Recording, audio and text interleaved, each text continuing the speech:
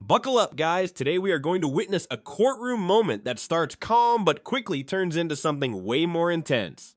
A man walks in confidently, determined to represent himself in a weapons-related case, but things take a sharp turn when he begins arguing about traveling versus driving.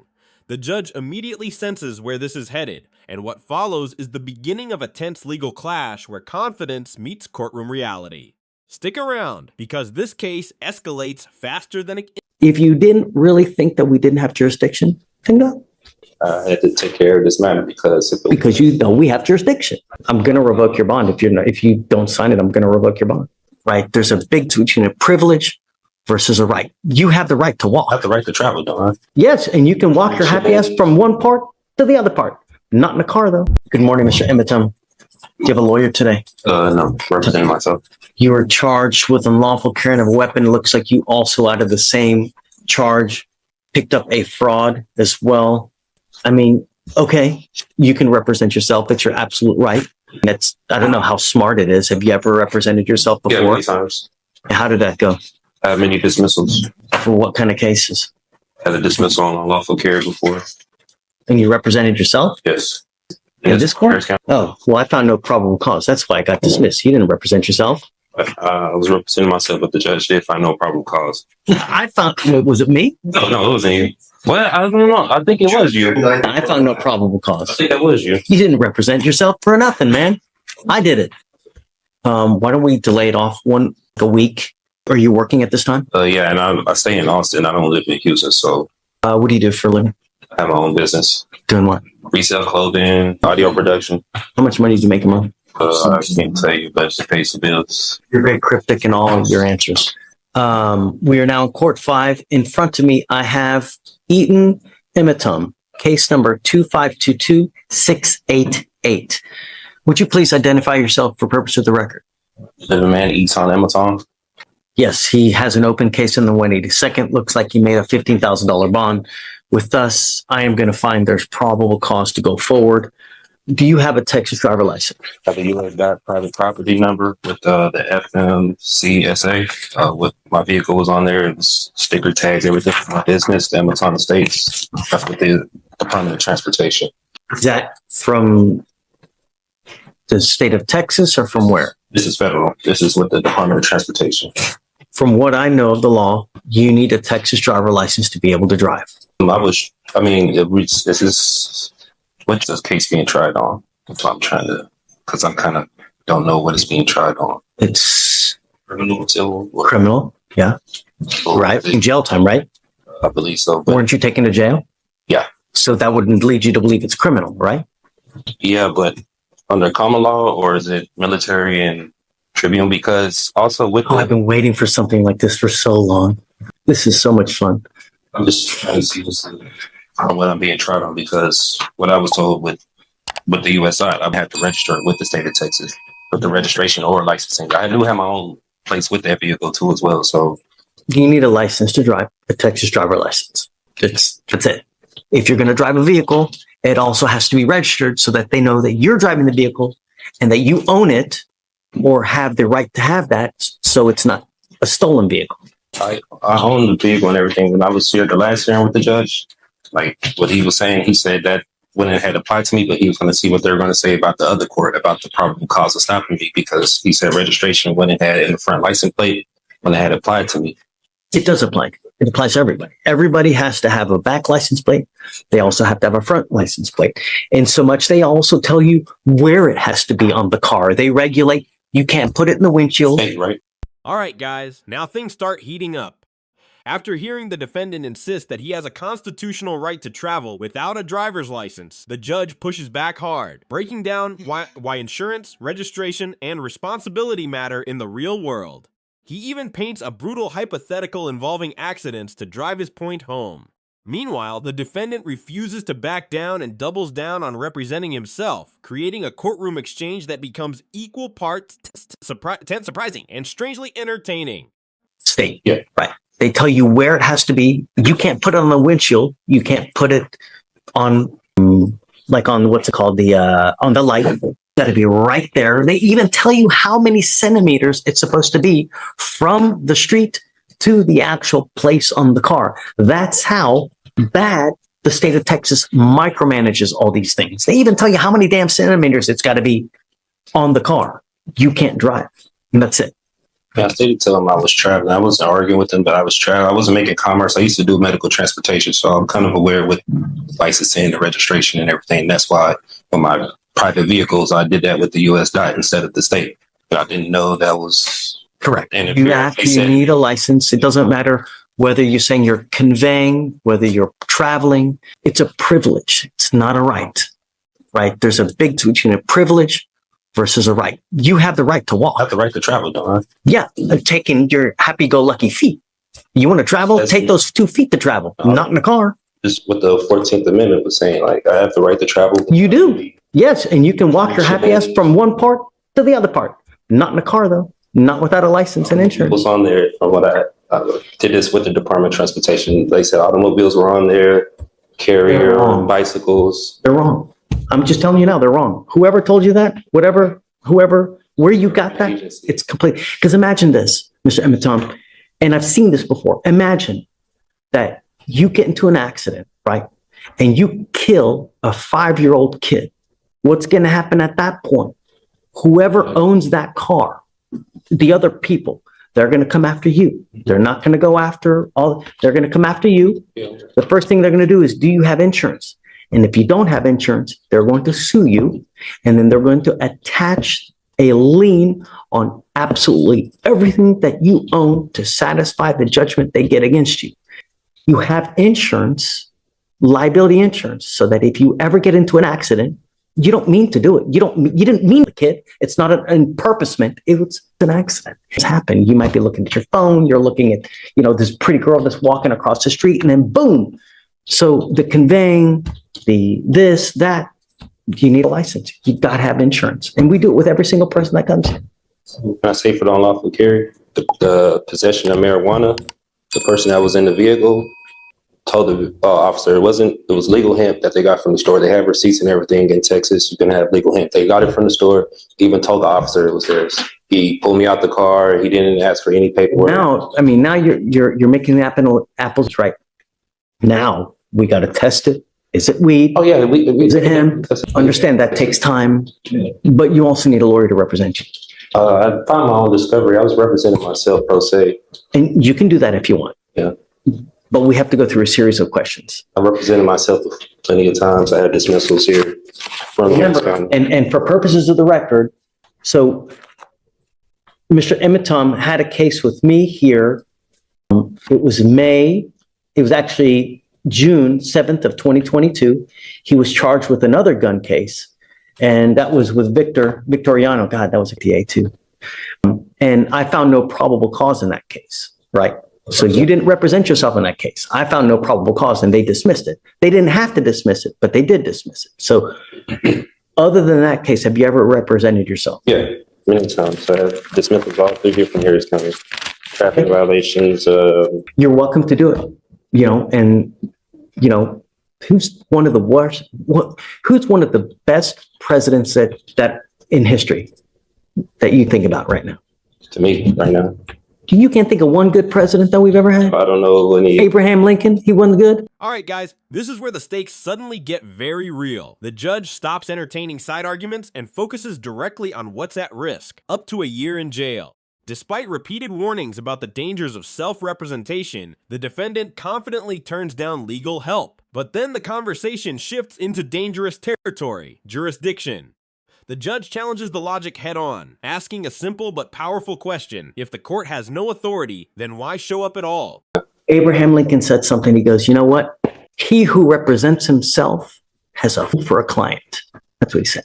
Meaning that when you represent yourself, there is an inherent conflict and there's an inherent bias, and you may not be able to see things objectively.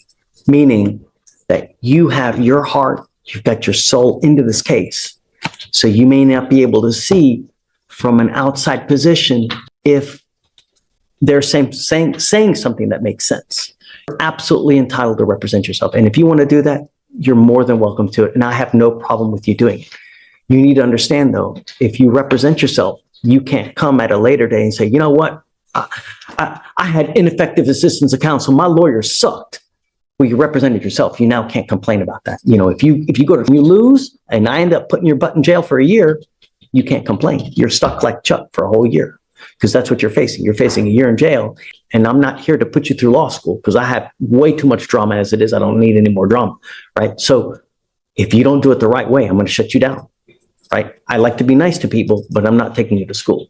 Do you understand this? Do you understand the charges against you? No, I don't understand the nature of it. Okay, you're charged with unlawful carrying of a weapon. You're facing up to a year in jail. What they're saying is that you unlawfully had a weapon. As a result, you were charged, and now you're facing up to a year. Do you understand? Yeah, what they're telling me, but I still don't understand like why I went to jail for that. So that's why.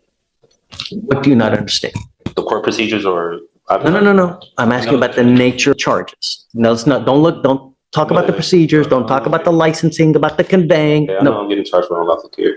And Right. Do you understand that? Yeah, what's going on? Okay. You have the right, or you understand the range of punishment that you're facing a year, correct? That's what I've been told. Okay. You have the right to court-appointed counsel. Do you want counsel to represent you? I don't want legal advice. I don't need a legal team. I just want law. You really don't want a lawyer? I represent myself. I could get none more by myself than anyone representing me. Okay. What that means is that you cannot appeal this thing. If you're found guilty and you go to jail, you know, a lot of lawyers or a lot of defendants like to claim, sorry guys, I'll be 2 minutes. A lot of lawyers, they're lawyers for screwing up. And they say, hey man, my lawyer messed up. I can tell you, like, that's the one thing that defendants complain about. And probably, I don't know this for sure, but I would suspect probably the number one reason why cases are overturned because of ineffective assistance of counsel, meaning that a lawyer, for one reason or other, messed up so bad that their cases have to be redone. You cannot complain about that at a later time. Seen that many times. That's why I'm representing myself. But you can't, if you mess up, you cannot appeal this thing. Do you understand? Once, and if you are found guilty, that's it. Do you understand? I'll make you a deal.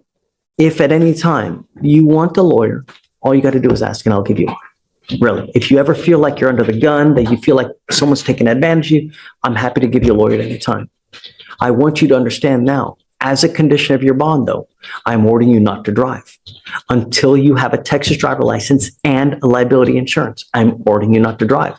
And I'm going to have you sign with me today an affidavit promising me you're not going to drive. If I find that you drive, I'm going to put you in jail. Do you understand? Travel, I have personals. Okay. You are not allowed to get into the driver's seat of a car and drive, convey, travel, however you want to term it. You cannot do that. And if I find that you do that, I'm going to put you in jail and I'm going to make your bond so high, your head's going to spontaneously combust. Do you understand? That way I'm not right to say anything? Or? No. So, Mr. Ematom, I'm going to find that you are okay to represent yourself. We need you to sign a form that you're going to do that. Even if I don't consent to any of these charges, because I do have my paperwork, I do have. If you don't consent, just go. If you don't think we have jurisdiction, look, if I didn't think anyone had jurisdiction over me, do you think I would be here? If I was in your shoes? Hell no, man. If I didn't think that someone didn't have jurisdiction over me to be anywhere, I'm not going there. I'm not going to get out, take a shower, put my clothes on, because I like to be naked, right? You know, I'm not doing anything like that. So if you don't think we have it, just go. Otherwise, you're here. You know we do. All right, guys, by this point, the courtroom has turned into a full legal showdown. The defendant begins demanding unusual forms of discovery and argues from a common law perspective, while the judge repeatedly explains that the case runs on statutes, not personal interpretations. You can feel the frustration building as the judge questions how someone can represent themselves without understanding the legal system they're stepping into. Then suddenly, the tension spikes. Sign the condition or risk losing bond entirely. Right? Because if you, I don't know. That's why I thought. let me ask you this. If you just took off now, what would happen? There you go. What does that warrant mean? What does it mean? What do you mean as far as like the warrant? As far as jurisdiction is concerned, Do you know, if Steven went out there and arrested someone now just for shits and giggles, do you know how much trouble he would get in? Right? If he had no reason to do it, do you know how much trouble he would get in? Right? A lot. He'd lose his job. He'd probably get sued. Right? Can't claim immunity. He'd be toast. Swiss cheese. So that's what I'm saying. If you didn't really think that we didn't have jurisdiction, then go. I had to take care of this matter because you know we have jurisdiction. No, because I was going to go to 515 Rusk and file my lawsuit, my civil lawsuit with the officer who arrested me because they did some unlawful, unconstitutional things that they did to me at that time. So I was going to take it there. You know, I didn't believe they had jurisdiction over me. I would wait to see how this case goes first before you do that. You know, see how the case goes first before you start jumping the gun. Like that's what I was waiting. You know, if I didn't think anyone had jurisdiction over me, I'm not going to go there, man. I have enough important things to do in my life as it is. I mean, you've been sitting here since 8:30 in the morning, where it's now nearly 1 o'clock. Your Honor, at this time, the state wouldn't even be able to comply with this order because it's asking for an immediate order of discovery. It sounds like spontaneously going to give. Well, other than the opposing party. I mean, and is he asked? And it's not, the language is not aligned with crime procedure or penal code. But beyond that, the only two pieces that are requested that are reasonable that I can produce with a timeline are 1 and 7. Mr. Emitom, understand that you will get discovery, but sometimes it takes time. It's not immediate.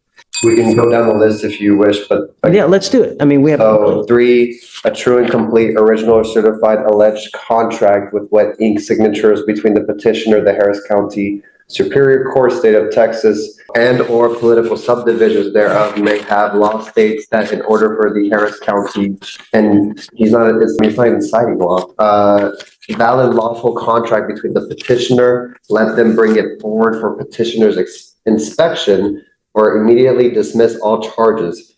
I believe this is going into UCC. This is not. I mean, here you're going into the sovereign citizen type language. Just common law. Okay. And what contract? Contract complaint, whatever. I know this is statutory and it's not going over common law, so I'm not familiar with the statutes like I explained before. Well, you're a lawyer now. You're going to have to familiar yourself with it. Interview. All right, guys. This final stretch is where everything reaches peak tension. The defendant hesitates to sign a court order restricting him from driving, arguing it violates his constitutional right to travel. But the judge isn't moving an inch, repeatedly warning him that refusing could land him back in jail. The exchange becomes a battle of principle versus legal authority, ending with a dramatic ultimatum that leaves zero room for misunderstanding. If you enjoyed this breakdown, make sure to like the video, subscribe to the channel, and we'll see you in the next one. It's done by statute. There's no common law here. It's all done by statute. And since you're the lawyer, you need to know that. I recognize the steps of the statutory steps. That's why I don't recognize. So let me ask you this. How on earth are you going to represent yourself if you don't even know that? So I get everything I need in my discovery. He's going to give you body cams. He's going to give you 911 call. He's going to give you witness lists. And that's it.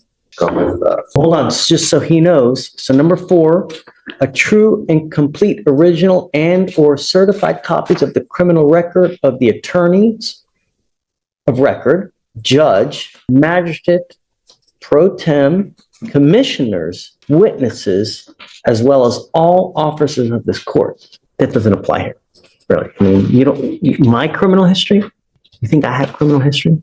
You need to have a more realistic guideline. They can't give you stuff immediate because he may not even have it in his possession. So I can't order him to give you something that he doesn't have in his possession. How soon can I get my next court date? Will they have it, or how soon? I don't even know. The only other thing I need you to do is I need you to swear to us that you're not going to drive. I am making it a condition of your bond. I hold that until I put all this stuff in my paperwork. I don't drive. I don't go by driver's license. I have my passport that I do go by. I need you to do it now. Okay, I need you to do it, and I'm making it a condition of your bond that you sign the document that you're not going to drive, convey. Contract doesn't say anything or agreement say anything like that because I'm still trying to see the. I'm going to revoke your bond if you don't sign it. I'm going to revoke your bond. That's it. So I gotta be forced to sign that. If I don't sign it, I can't have the option to take that paper. Oh, no, I'm not, I don't have to sign it, but I'm going to revoke your bond. Do Do it. you think that the 5-year-old kid that gets hit and killed in a car, or the 69-year-old grandmother that ends up paralyzed from an accident, cares whether you were conveying, whether you were in commerce, non-commerce? Injuries don't care whether you're conveying, whether you're traveling. Accidents happen whether you're conveying, whether you're driving, whether you're traveling. That doesn't care, right? When you get into an accident, it doesn't matter in what method you're doing it. An accident is just that. And if you have an accident, I want to make sure that the other party will be taken care of. I'm only asking you to follow the law. I'm not asking you to split the atom here. Great. I'm asking you to sign this. If you don't have to, but I'm going to revoke your bond. That's it. And Mr. Emeton, if you get a Texas driver's license and you get insurance, I will take this deal off. That's what I believe in, and that's believe the Constitution. I don't, was it, That's okay. they trying to imply that I need to get a license and insurance when I used to be a commercial driver for this day. I don't commercial drive anymore. I don't do medical transportation. I'm just a. Did you hear what I said about an accident, about whether you're I conveying or understand traveling? exactly what you mean about the accident. Okay. I know if I was to get on the accident road with no insurance, I could get sued and there'll be a civil matter and I go to jail. I understand that. That's why I travel very cautious. I don't. You just said I drive. You said the magic words. I was a driver. Come on. Don't be Helen Keller. Come on. And I'm trying to protect all of Harris County. I'm not You're protecting you. I'm protecting all the 4.2 million people here. That's what I'm doing. Because if you get into an accident, I know that you're not going to be out a dime out of your pocket. But all those other people, they're going to be out a crap load of money. And I'm going to do everything in my power to protect every single person of Harris County. And I don't care if I offend you. I don't care if I make you mad. I don't care if your sensibilities are upset. Don't care. I don't. All I want is every person protected. And that's it. And I'm doing what the law requires. I'm not asking you to do anything that's not outside the law. And you, as a lawyer, should be able to look it up and see, because it's all in the transportation code. So you can sign it. If you don't, I'll have you meet with Stephen. That's it. They're reserved. I'm waiving my right to the court. No. Signing that's waiving my rights. It's a contract. It's me. Why are you waiving? My right to travel. That's infringing my right to travel with the Constitution. No, I wanna protect no, the rights of- to dodge patas. I don't know what that means. Happy trails. Use your feet. You can travel with your feet. I can't. I live in Austin. I don't live here in Houston. Take a bus, take an Uber. But I want to make sure if you're caught driving, I'm going to put you in jail and I'm going to make your bond so high you will spontaneously combust, because I want you to understand that I mean business and I'm protecting every single person I can. And that's it. Forcing me to sign this right now. No, I mean, with jail or arrest if I don't sign this. Right correct. now.